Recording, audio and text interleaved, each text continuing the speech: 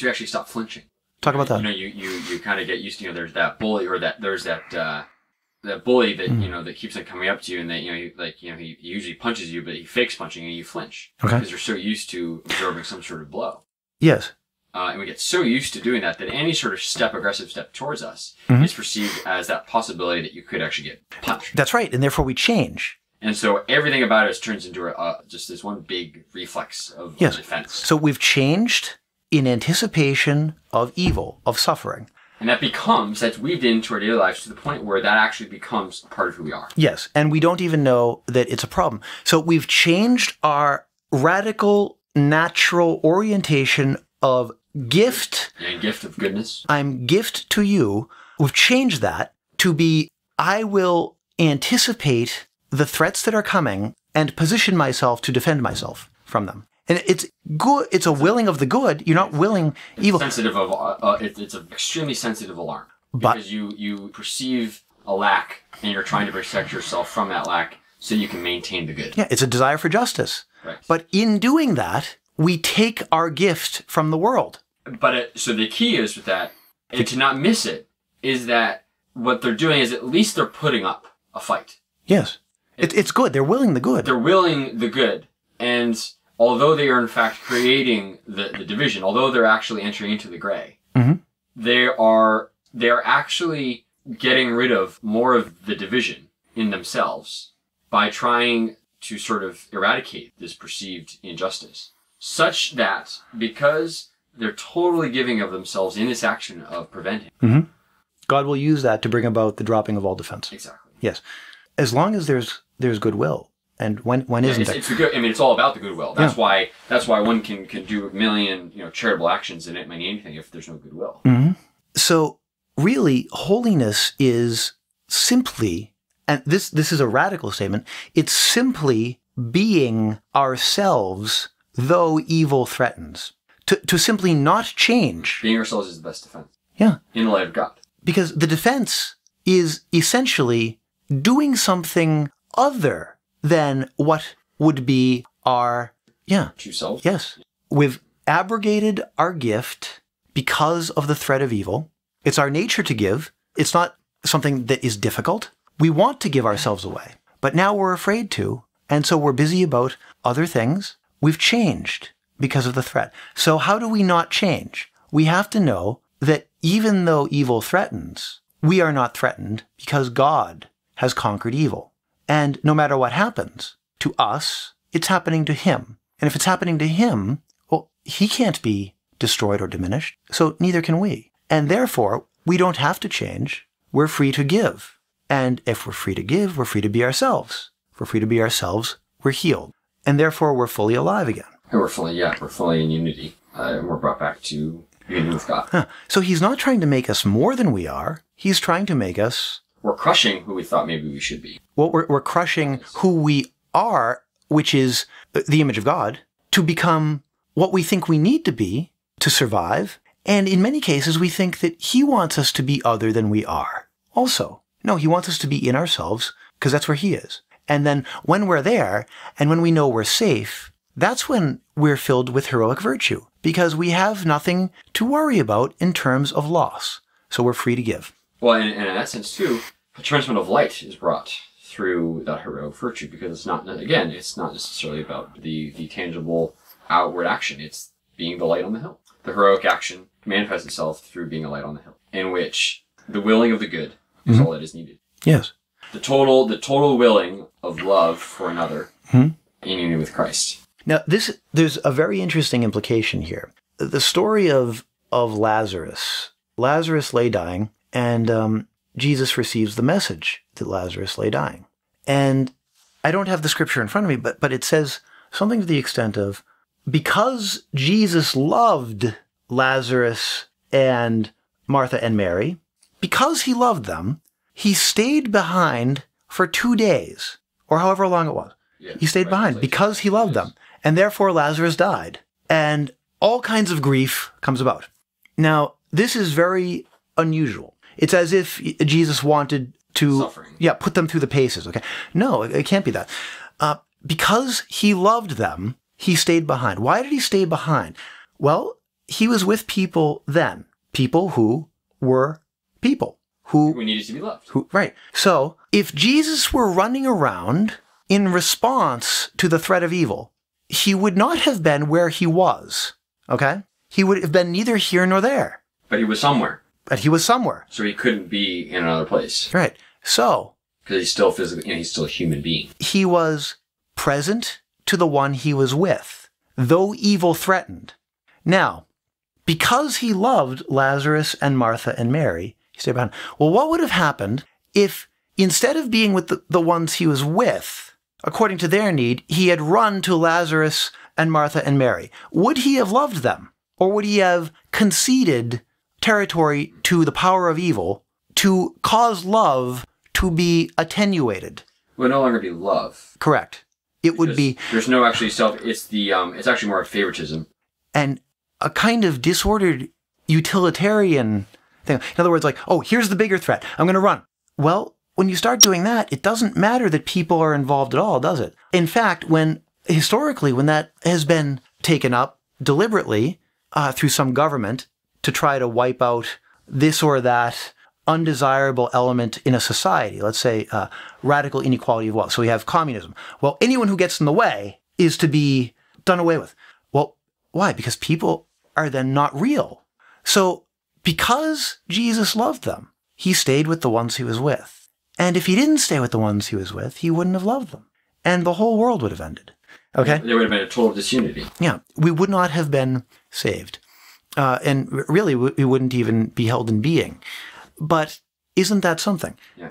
He says, shall I walk in the darkness rather than the light? No, I'm going to walk in the light. The light being, in the present moment, I am where I am. I am where I am. Right. Rather than the dark imagination of where I should be, could be, would have been, what if only. The sin of should. Yeah. The sin of shoulding. And there's no God there, Because it's all in what might happen or what would have happened. And there's no grace. There's no grace for any of it. And so we're all... It's not about the future. It's not about the should or the would. It's about the right now. And we're all alone there. But in the right now, we're always with him.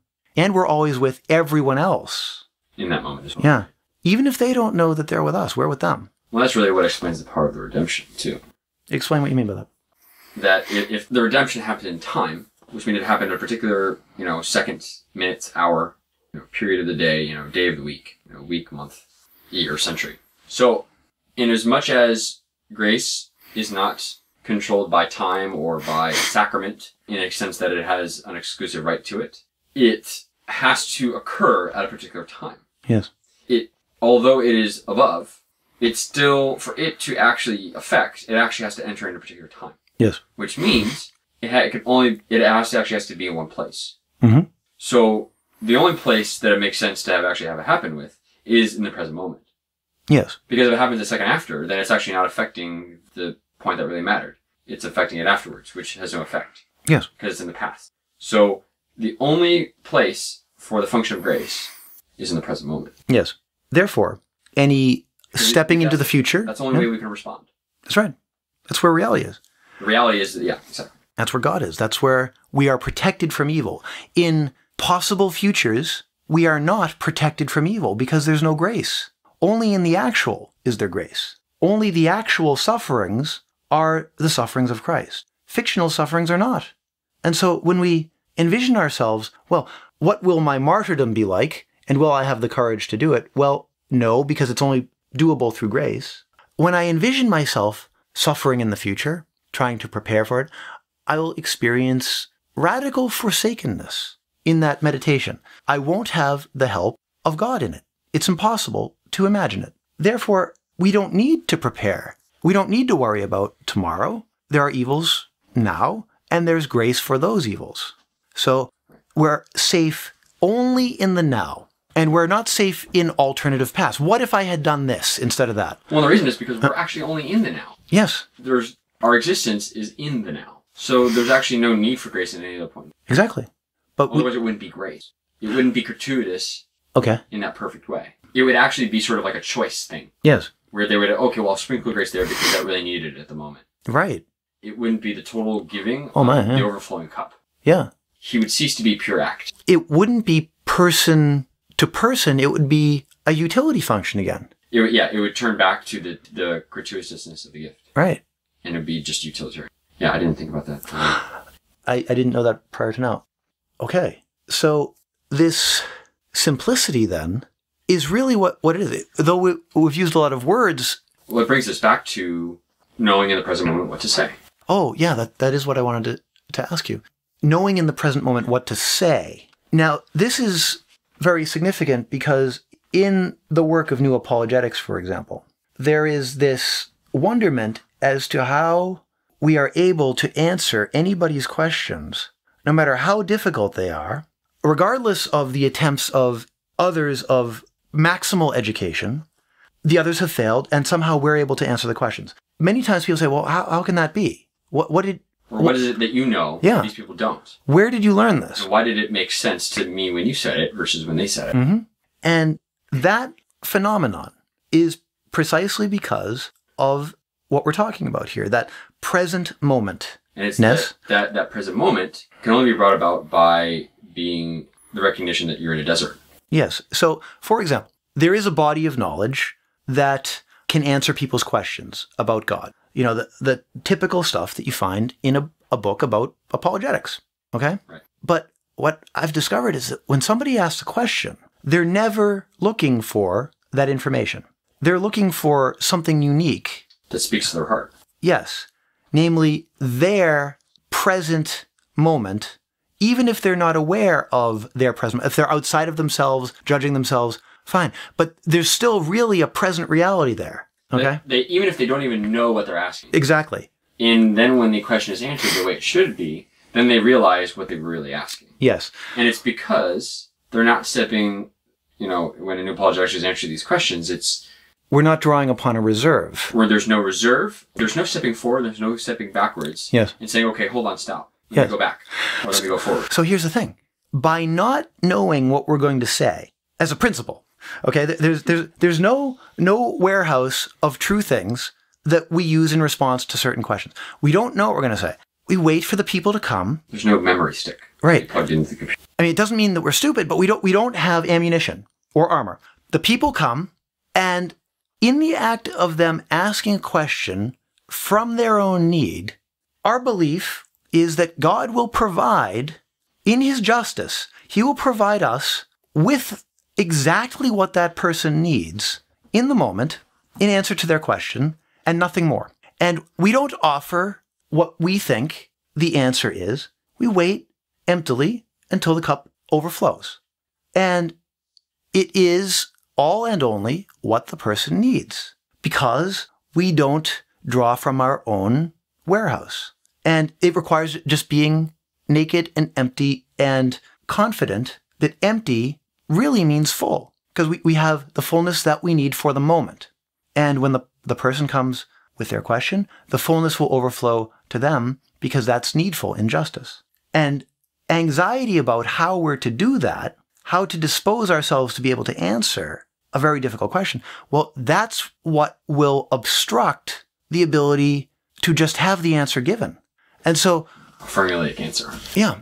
So we, in a way, don't know anything so that we can be available for God to say exactly what is necessary for this person as they are right then. And that's all. And anything other than that is going to get in the way and hurt that person, even if it's the truth. Okay? The truth isn't necessarily appropriate beyond what the person can receive. Okay? There's a capacity to receive in answer to the need. So you can only receive what you need. Yeah. And anything else is really not helpful. It's just an encumbrance. Yeah. And that's what's scary. It's kind of a scary proposition because it's so counterintuitive in the sense that what we're used to is the storehouse. We're used to having something prepared. Yes. We're used to saying, okay, well, the only way I can answer this question is if I already have prepared something, or if I've done the research, or if I've studied. Yes. Not to say that these things aren't important. Mm-hmm. Theology doesn't answer the need. Correct. If this person is acting from true sincerity, meaning they are totally recognizing their own weakness, yeah, their own their own need, their own lack, their own perceived lack. Yes. That is the only way that in response that the grace can be given to actually fill that. And the trick is, because it's not, because it has something to do with something prepared, it can't possibly come from you. It comes from God. But it can't come from God unless you being the instrument are not stepping one step forward or one step back. Yes. Only in the present moment with the person. You are actually in solidarity with the person in the present moment, at the very present moment, even if they don't even know it. Yes. And the ticket of admission is that I have to be okay with having nothing to say and being seen as stupid and being seen as utterly inept and a failure. And that only makes sense. It doesn't make sense. You can't actually prepare yourself for that either. Right. So it's a slippery slope where, okay, well, if I can't prepare for that, then I'll prepare for this. I'll prepare myself to prepare the fact that I know I'm not going to know anything. Yeah, it just doesn't work. It's like God has to put you there or else you can't get there. So in other words, there's begins an experience of this idea that, I mean, you kind of have to start somewhere, but it's, if God doesn't put me there in a particular situation, or rather I could tell the difference between God putting myself in a situation, or me reaching and grasping for a situation. So me going out of my way to say, I can help with this, or I can do that, versus someone saying to you, I need you to do this. Yes. Or I need you to help me with this, or I need your advice without you seeking it at all. Yes, that's right. Then and only then will be the first time you'll ever experience this idea of this desert. That is absolutely right. So you may not seek out people in order to give them this. And like the trick would be too, is that you can't seek out people knowing that they need help and then wait for them. Because that's part of this sort of like, okay, well, I have to have a method, to be known. Yeah. Because it's coming from a disordered understanding of, why are you doing this? Am I desiring to just be and be in the present moment to be a self-gift? Yeah. Or am I desiring to be known? Right. Without any desire to be a self-gift to others? Am I desiring to defeat an opposing ideology? Am I trying to prove my worth? Exactly. In which case, it's what? Mammon. It's the self-defense. It's the division. Yeah. It's the absence of the gift. And it will only kill and destroy people. And it will steal their hope. It will not give them hope. It will steal their hope. That's why when the so-called gospel is preached, or when so-called apologetics are done, it does not give hope. Typically, it steals the other person's hope. The other person becomes incensed and threatened. Because they're not getting what they need. Right. Right. So it really, it comes down to the poverty. And then God sends the people. Right. And then when the people come, so it's a constant repetition. Yep. Because you can't will this. You can't will yourself to be in this position. You can ask for it. You can ask for it. And then you cannot will it. Right, exactly. You cannot make it so. But when you ask for it, God will certainly make it so. And this is really, actually, this is what I was going to say, this is the experience of contemplation. Explain. If I am in the so-called desert in which I am totally empty and yet really actually totally full, well, I'm in union with God. Because not that I wasn't before, but now I myself am turned towards God. And if I'm turned towards God and I am allowing the Lord to fill me, I am recognizing that He is present here within me and in my suffering and in the suffering of the person across from me. Yes. And I know that they are coming. Well, it's not even necessarily just that, but it's really just, if I am seeking to receive all that He has for me, then I'm in contemplation and I'm of unity of heart. And that unity allows for that person to ask the question that they really need. I see. And so even if they came to deceive, yes, they no longer, even if it comes out as a deceptive question, because of the unity of heart of the person across from them, of the seeking of contemplation, it is not deceived. That heart is not deceived. And it perceives the correct question being asked. Yes. And so the person actually gets exactly what they need. Yes, that's right. This is what Padre Pio experienced. If there were a number of occasions where someone would ask a question or ask for confession, and Padre Pio would snap back and it would be perceived as anger, but it was a recognition of what that person really needed. Yes. And it might have sounded sort of, not so pretty to the untrained ear, and for most ears really. But that was the ear of someone who was in union. And so the unity of that one heart becomes a light on the hill in which people flock to it. Yes. Now, the unity of the one heart allows the other who's being brought to the one in the desert to ask or to receive what they genuinely need. I wonder, is this because their hope is not threatened by the one in the desert? Well, the phrase being, a voice crying out in the desert, prepare the way of the Lord. Mm. The voice crying out in the desert, prepare the way of the Lord, is unthreatening. Mm. It's non-threatening. There is a call to prepare. Mm. And that when one desires self-gift and union, that is actually a welcomed call. Right. And so when someone hears, prepare the way of the Lord, that is irresistible. And so someone who is in contemplation, whether they say it audibly or not, is calling out for that exact thing. Prepare the way of the Lord. Which means what to you?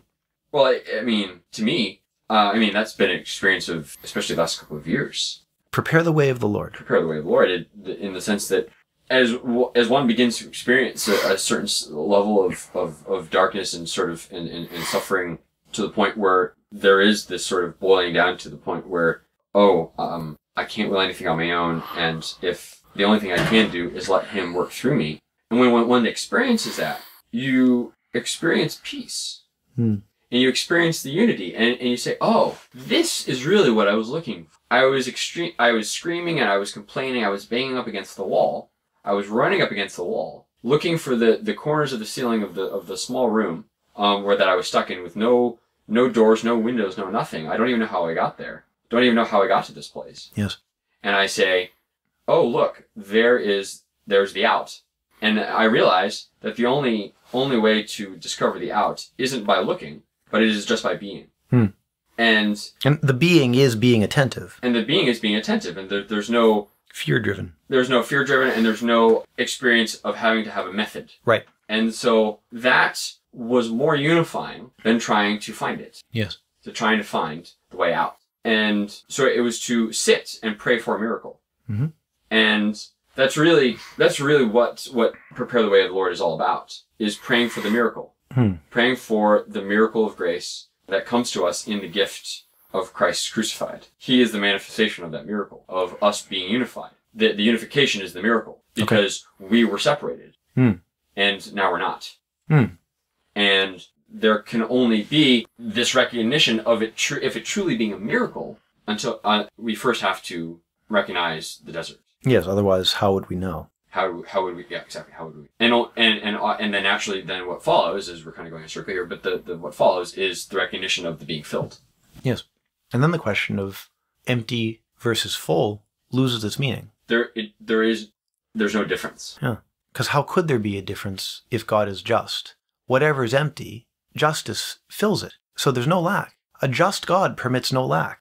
It's only when we are the authors of our own justice that there's a lack, because God's very justice is forced to sit on the sidelines, because it would be unjust for Him to take away our claim to be the ones to effect justice. He can't force us to let Him do it. But as soon as we are not laying hold, then necessarily every lack is full. Right. And so, that's really sort of the paradox of the whole experience. Yes.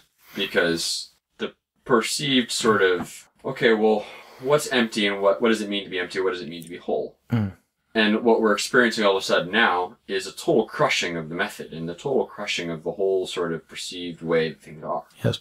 And it's like putting on a whole new set of glasses, a whole new set of prescription, where one sees that it is in giving that we receive. Yes. He who loves his life, he who seeks to preserve it, will lose it. He who loses his life, for my sake, will find it. He's talking about mammon versus God, the defense versus total receptivity. Yes. It's all the same thing. Right. And so, and when you experience this sort of this paradox, it can be misconstrued construed as pain. Yes. Because you say, I'm in the desert and I'm so in need of grace, and I don't know what to do. I don't know where to go. I don't know who to ask. I'm just pleading to the Lord for grace. And it sounds like a desperate cry for help. It's not. it's the recognition of the poverty, and yet the truth is, even though there's a recognition of poverty in the sense that we in and of ourselves are weak and we cannot do anything on our own. Mm-hmm. When in fact, it would be then the sort of the logical next step would be to say, okay, well, where is God? Oh, well, God's not here because the ground is cracked and there's no there's no vegetation, there's no nutrients at all in the ground. Yes. And that's what it looks like.